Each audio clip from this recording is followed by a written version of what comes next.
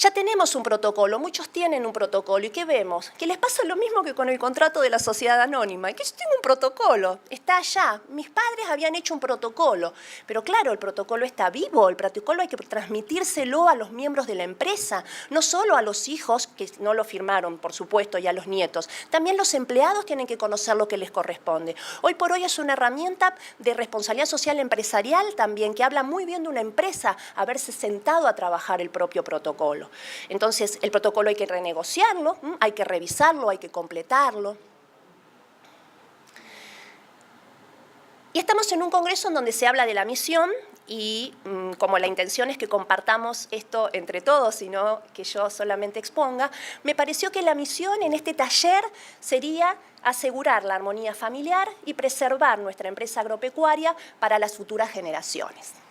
Bueno, yo quedo a su disposición si tienen algún tipo de pregunta o inquietud.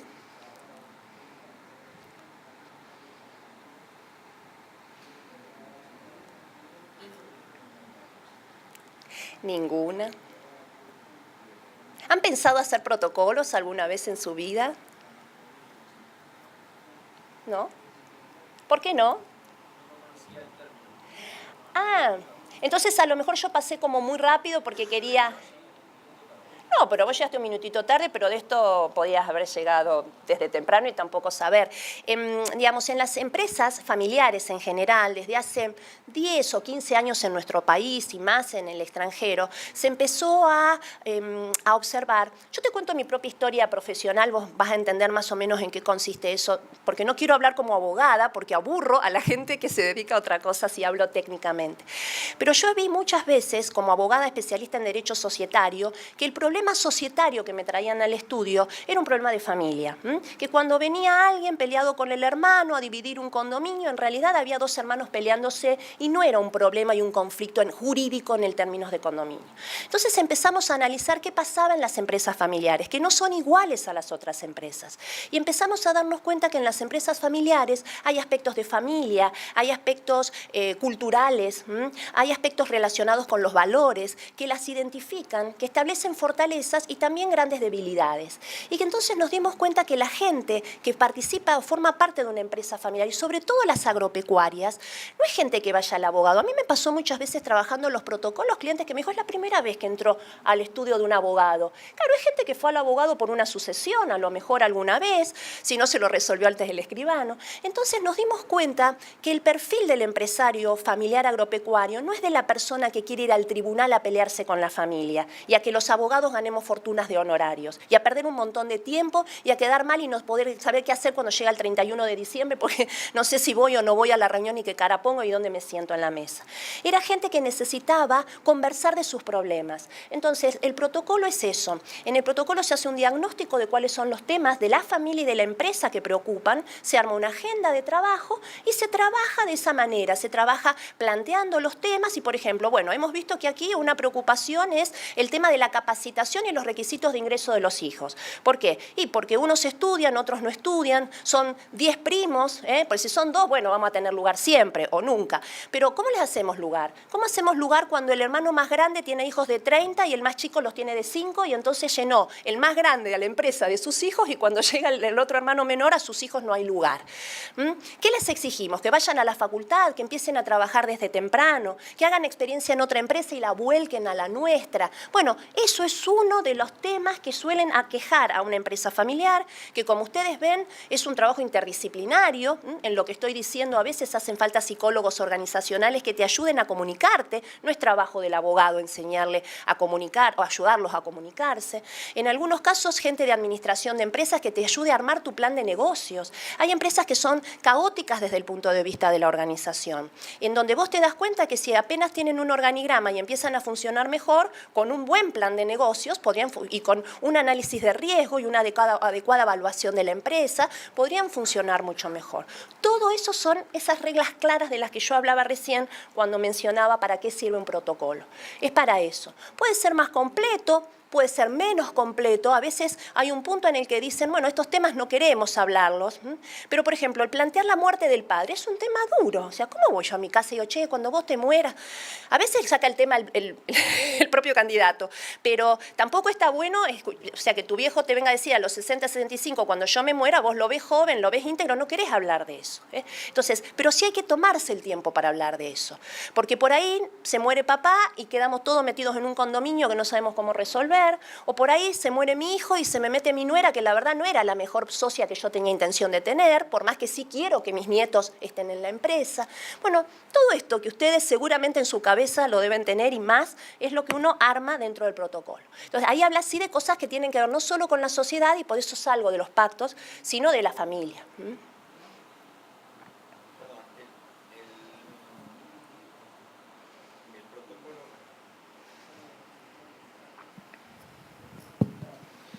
Sí, el protocolo, ¿qué validez jurídica tiene? En el protocolo vos incluís distintas cláusulas. Entonces, también eso es un discurso que no tiene ningún valor jurídico. Primero depende de quién te lo escriba, porque los abogados tendemos a escribir protocolos con normas o sea, con normas de contenido jurídico.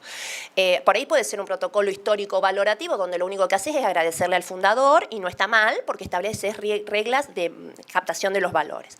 Pero básicamente tiene tres tipos de normas. Algunas que se llaman pactos de caballero, por ejemplo, los reconocimientos al fundador. Es habitual que pongamos que el fundador siempre se va a reservar el carácter de presidente del directorio, porque no se quiere ir, porque hasta quiere disfrutar de ese momento de compartir con los hijos y los nietos, o porque quiere manejar la empresa. Exponer esto por escrito es un pacto de caballeros, porque la ley de sociedades comerciales no te permite pactar eso de esa manera. Podrían pactarlo de otro modo, pero no así. Entonces, pero, digamos, no tiene eso un valor jurídico, pero la verdad que mi experiencia en esto me ha tranquilizado en el sentido de que lo que hemos planteado de esa manera es lo que más cumplo. Lo que hemos planteado como pactos de caballero es lo que más predispuesto estoy a cumplir. Después hay normas que son jurídicas, por ejemplo, en el pacto ponemos las mayorías que hacen falta para tomar las decisiones, y entonces ya tenés normas que son absolutamente jurídicas, es lo mismo que está en un pacto de sindicación.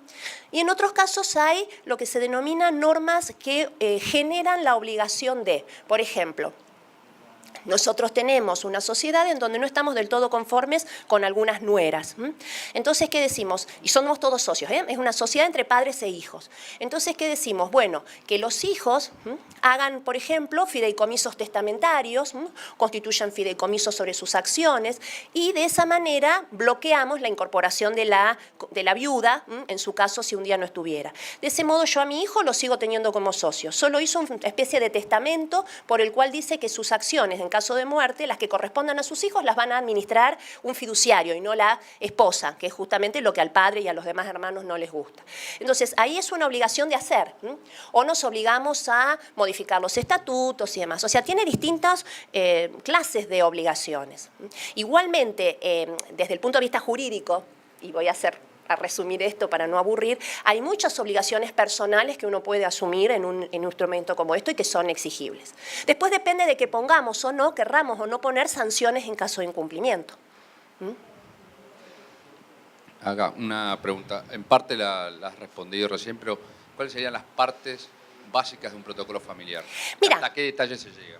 Y, digamos, en el más completo, vos tendrías una parte introductoria donde contás la historia de la empresa familiar, definís la misión, la visión, los valores, los objetivos, la cultura de la empresa familiar, algunos reconocimientos al fundador, cada uno le da su formato, yo te digo más o menos el contenido. Después otras partes donde hablas de los aspectos familiares y sucesorios, los requisitos para incorporarse a la empresa, la incorporación o no de los familiares políticos, si vamos a hacer transferencia, si vamos a incorporar ahora a la propiedad a los hijos o no, desde qué edad o cuándo.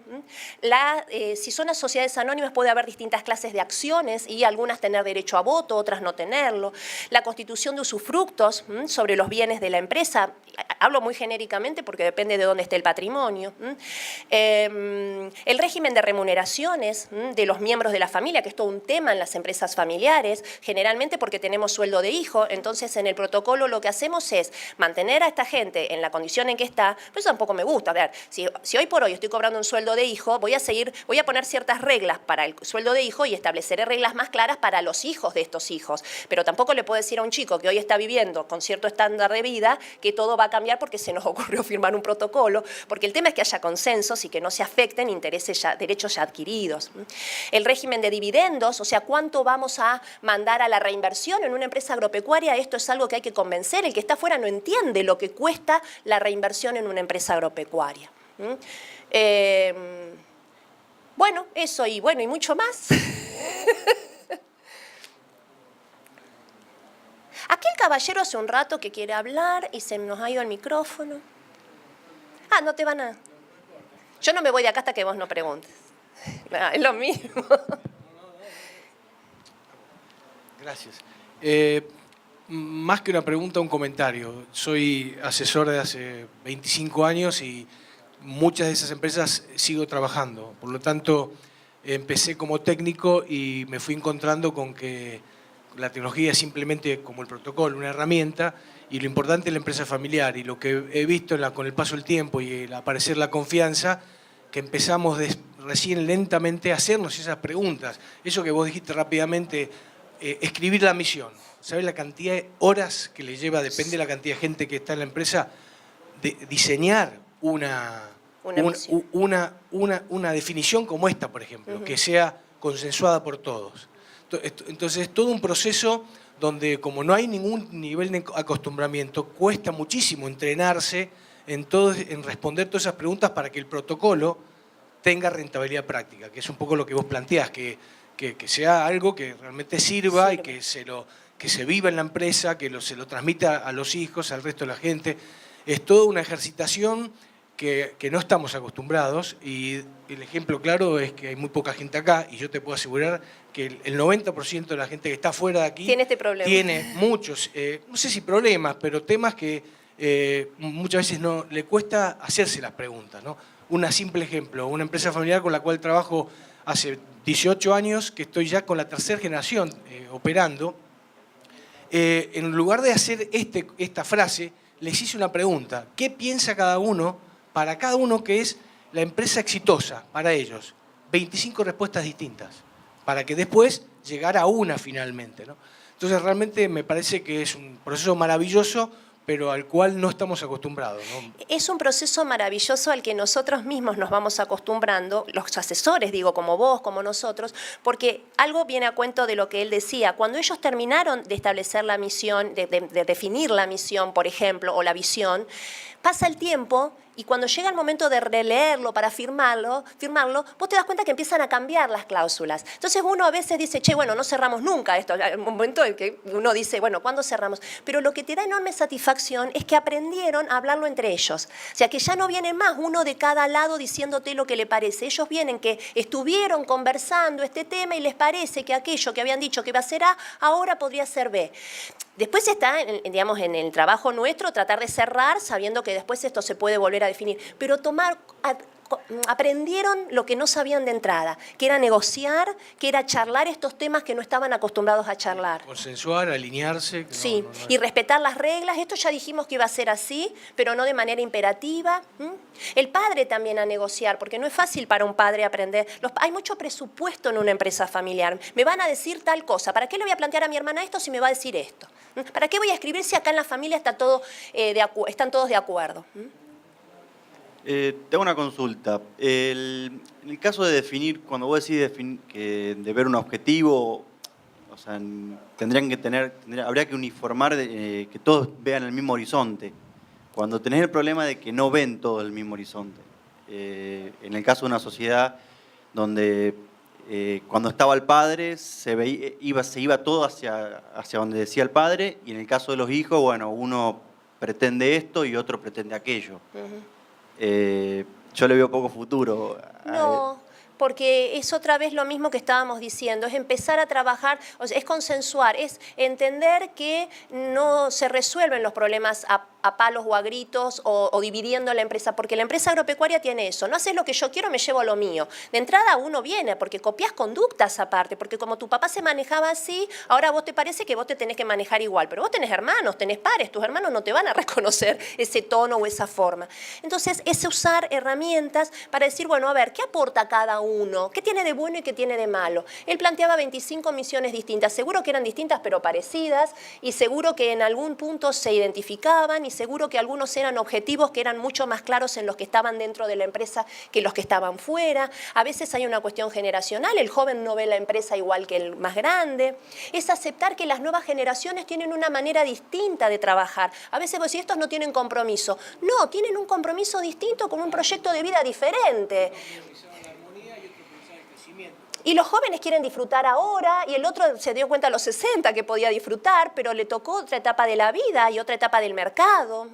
Pero en la medida en que se preocupen por las diferencias siempre son reconciliables. Si no, siempre existe la posibilidad de dividir. A ver, tampoco es obligatorio seguir juntos toda la vida, sino... Miren, el otro día yo leía un libro, Pasión por Hacer, de Andrea Groboko Patel. Y ella tan clara y tan... Digo porque saben todos, es más que experta en estos problemas, en estas inquietudes. Y ella decía, cuando uno recibe o sea, la mejor manera de, digamos, de reconocer o de, digamos, de agradecer lo que nos entregan es preservándolo. A veces lo que tenés que tener es compromiso con la identidad, con la empresa que tuvo tu padre, tu hermano, el fundador, y saber que tenés que hacer las cosas de la mejor manera para que continúe. Pero ella agregaba, la mejor manera de agradecerlo es preservándolo, pero siempre que esto nos haga felices. O sea, no podés tener gente forzada ahí. Pero también es bueno distinguir los roles. O sea, una cosa es estar trabajando en la empresa y otra cosa es ser socio. Y hay que aprender. Yo puedo ser socia de una empresa y estar por fuera de la empresa, pero confiando en un proyecto donde hay reglas de digamos, la información circula, donde hay transparencia, en donde estoy conforme con haber dejado mi patrimonio dentro de la empresa familiar para que se gestione en común. Pero se puede, ¿eh? Se puede. De verdad que parece de entrada que no. Pero mira, si yo me puedo en algunos casos sacarlos del conflicto judicial y traerlos a la posibilidad de un arreglo, es porque en la intención está. Si no está, no está. A ver, Caín y Abel existen. Estoy hablando solo de las empresas más, digamos, más potables en este punto de vista. Sí.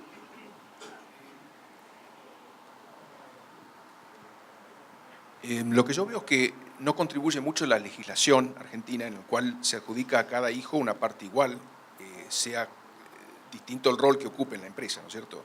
No sé si legislaciones de otros países se contemplan proporcionalidades entre distintos hijos. Sí, claro. Nosotros tenemos normas de orden público que nos encorsetan. Entonces, por eso decíamos antes, cuando decían qué grado de legalidad o de obligatoriedad tienen. O sea, yo no puedo, si yo voy a pactar que porque la empresa familiar la empezamos mi papá y yo, y luego mis hermanos simplemente tienen una vocación sucesoria, vocación jurídica, ¿no? Son herederos de mi padre, pero en una empresa entre nosotros dos, bueno, primero que los papeles en ese caso tienen que estar en orden, tienen que estar claramente constituida la sociedad en las proporciones reales. La sociedad sirve como un instrumento para burlar la legítima hereditaria y no es lo que vine a hablar aquí.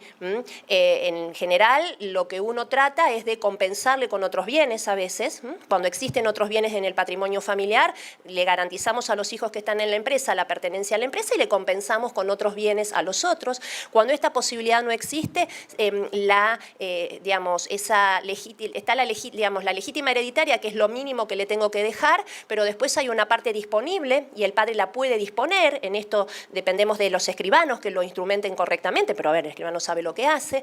Hay maneras de constituir sociedades en diferentes proporciones y entonces vos ahí tenés herramientas que te da también el derecho para resolver el tema sucesorio. El tema sucesorio y el orden público sucesorio y el orden público del derecho de familia, este tema de la sociedad conyugal sobre todo, y de los derechos de los, digamos, la protección de los menores de edad son temas delicados. Y también las normas imperativas del derecho societario que hay que respetarlas. Por lo menos lo que uno tiene que hacer también es transferírselas. O sea, es parte del consultor asesorar correctamente, o sea, y explicar. Por ejemplo, otro tema es el derecho laboral.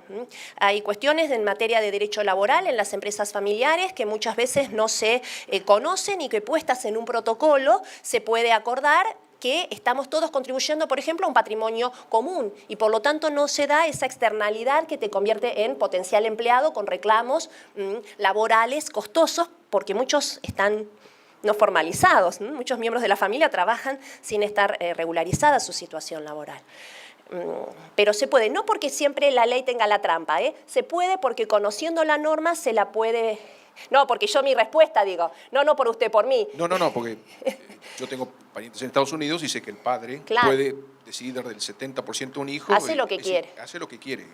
Nosotros tenemos nuestro orden público que hay que tener en cuenta, pero insisto, sin recurrir al ilícito sí se puede buscar soluciones. Incluso el protocolo sirve también para eso porque es una manera de dejar asentados algunas decisiones o voluntades. Muchas empresas no son viables una vez que se dividan directamente. Y claro, ese es el problema que tienen, porque en una empresa industrial vos no me vas a decir dame la mitad de la planta a mí, yo te doy la mitad de la planta a vos, no me voy a reclamar la mitad de la planta, reclamo el valor, pero no. En cambio en una empresa agropecuaria es muy rápida la reacción del que dice yo quiero mis hectáreas sobre todo. Y claro, todos los que se quedan siempre plantean esto, ¿no? Ustedes son expertos, yo no, pero el discurso que escucho permanentemente es, lo que pasa es que deja de ser rentable para todos, no solo para el que se lo lleva.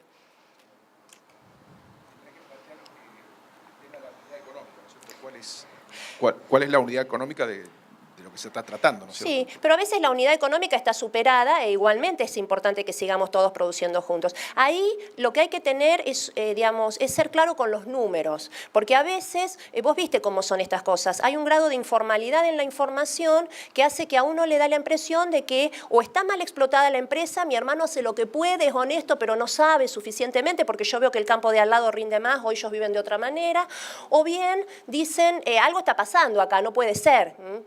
Que esos autos y esos viajes que hay en la otra rama de la familia no ocurran en la mía.